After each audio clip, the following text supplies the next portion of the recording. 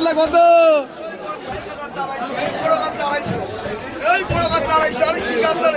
বিশাল মাছ। কোথাকার মাল? 250 টাকায় বিলাসপুর। কি ইলিশ কত? ওজন কতটা দেখি মামা একটু। 1 কিলো 300। ছোট এই ইলিশগুলো কত করে রতনদা?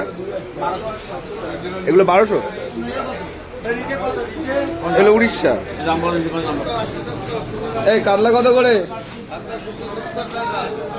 কত দেখি সাইজগুলো দেখি একটু।